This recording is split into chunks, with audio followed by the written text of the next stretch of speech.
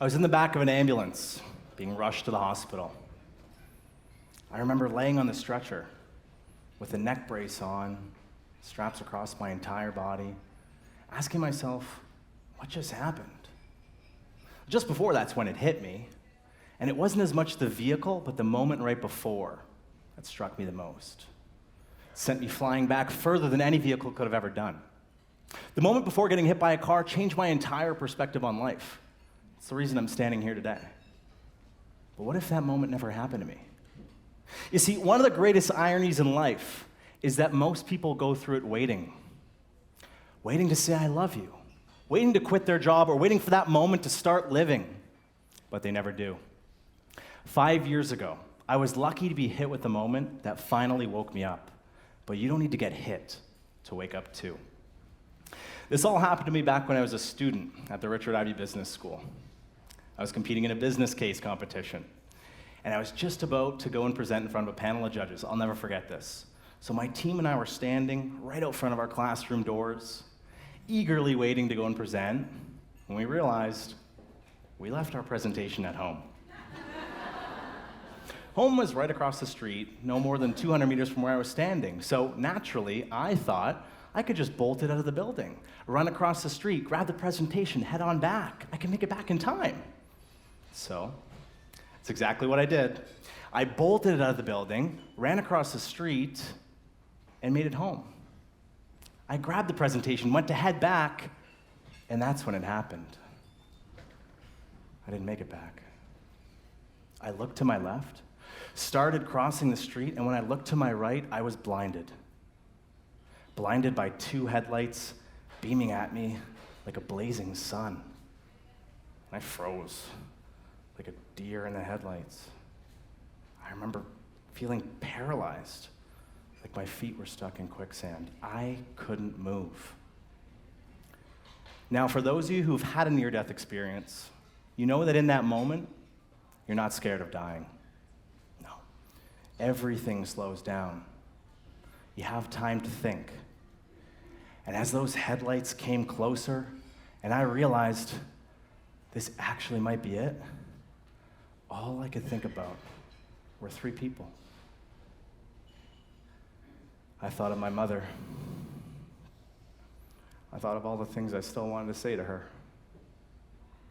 Things like, Mom, I know I don't tell you this enough, but I appreciate everything you do for me. And I feel like the luckiest son in the world to have someone like you in my life.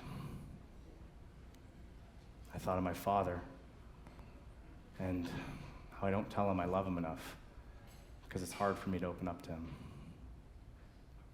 I wish I said things like, Dad, I know we don't always see eye to eye, but I want you to know you turned me into the man I am today.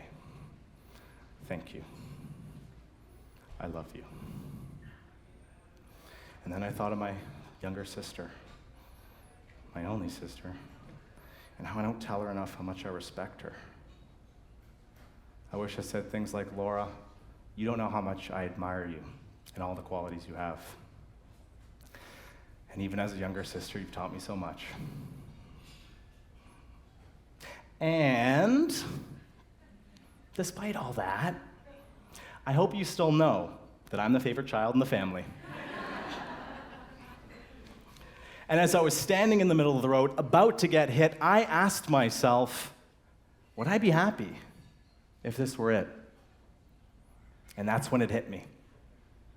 The car struck my right leg, and I felt the most pain I've felt in my entire life.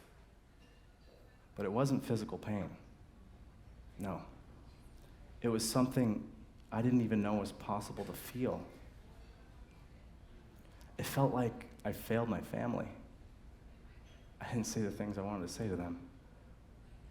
I felt like I failed myself. I didn't do what I wanted to do with my life. I felt like I missed the mark on what mattered most.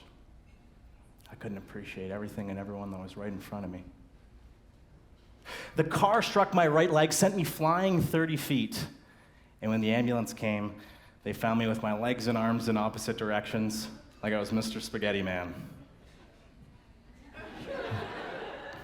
Or a ballerina. At the hospital, The doctor said I broke my femur, was severely concussed, and not to move or talk. But the x-rays came back miraculously. I didn't end up breaking a single bone in my body.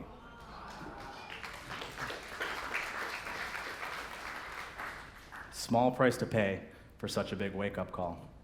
You see, one of the greatest ironies in life is that most people go through it waiting to say I love you, waiting to quit their job, or waiting for that moment to start living, but they never do. Since getting hit by a car, my entire perspective on life has changed. And now I'm grateful for even the smallest moments, because I realize how precious life is and how quickly it can be taken from you.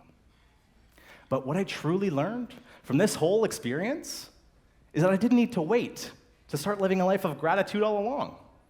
I could have told my family how much I loved them and how much I appreciated them all along.